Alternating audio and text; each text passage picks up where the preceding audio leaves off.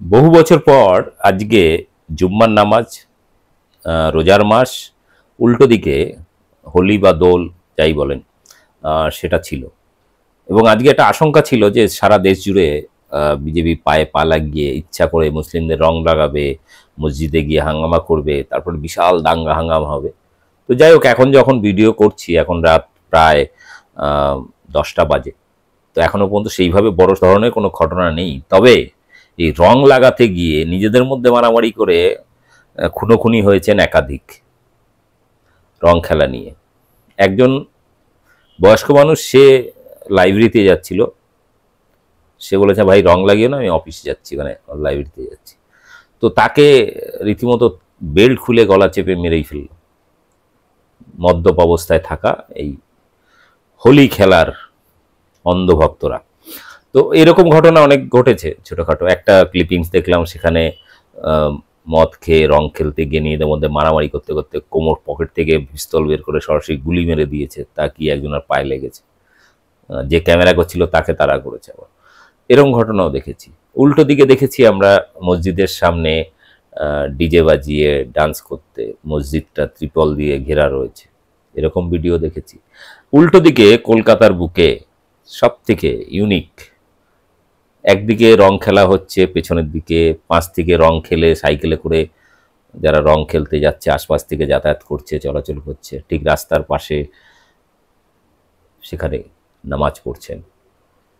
অভূতপূর্ব দৃশ্য, যেটা কিছুক্ষণ আগে ছোট্ট ক্লিপিংসটা আপনাদের আমার চ্যানেলে দিয়েছিলাম।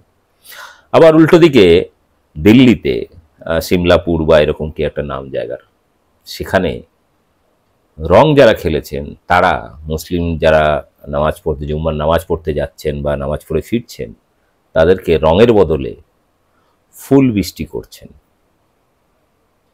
তো ভারতবর্ষে হিংসার রাজনীতি যারা করে তাদের সংখ্যা খুব নগণ্য।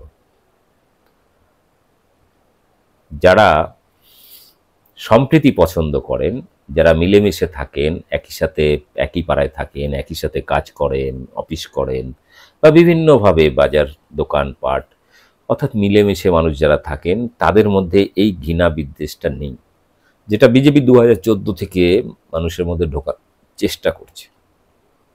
কিন্তু না, শুভেন্দুর কথায় পশ্চিমবাংলার হিন্দুরা জাগেনি।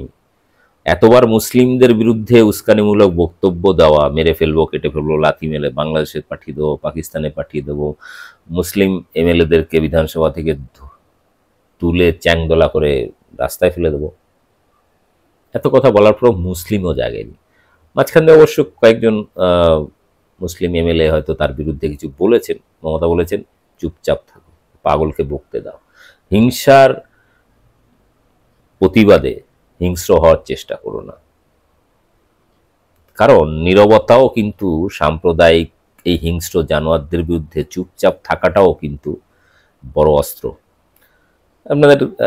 আপনারা দেখবেন অনেক সময় পাগলা কুকুর বা কুকুর তেড়ে আসে আপনার দিকে, আপনি চুপচাপ দাঁড়িয়ে থাকুন, কুকুর কিছুই করবে না, একটা সময় ঘেউ ঘেউ করে সাইড দিয়ে চলেও যায়। তো এরকম যারা হিংস্র প্রাণী আছে বা পাগলা কুকুরের মতো আচরণ করে, তাদের সামনে তাদের মতো করে জবাব দেওয়ার প্রয়োজন নেই, সময় আসবে তখন দেওয়া যাবে। তো যাই হোক, তো আজকে কলকাতার ক্লিপিংসটা আপনারা দেখলেন, ফুল বৃষ্টি দেখলেন। বাংলায় কিন্তু নজির করেছে এবছর। বাংলা আগেও যেমন ছিল এখনও তাই।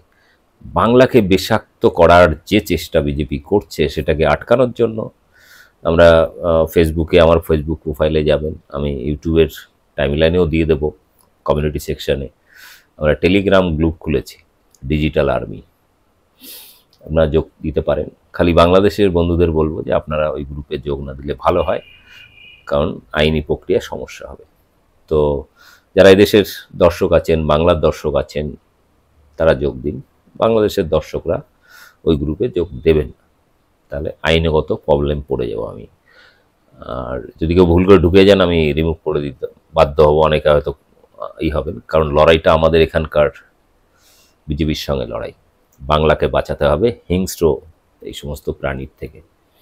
তো যাই হোক, আপনার মতামত দিন, আপনার অভিজ্ঞতায় আপনার এলাকায় আজকের হোলি এবং জুম্মার নামাজ একই দিনে একই সাথে কিভাবে হয়েছে, কোনো অপ্রীতিকর ঘটনা ঘটেছে কিনা সেটা অবশ্যই কমেন্ট বক্সে জানান।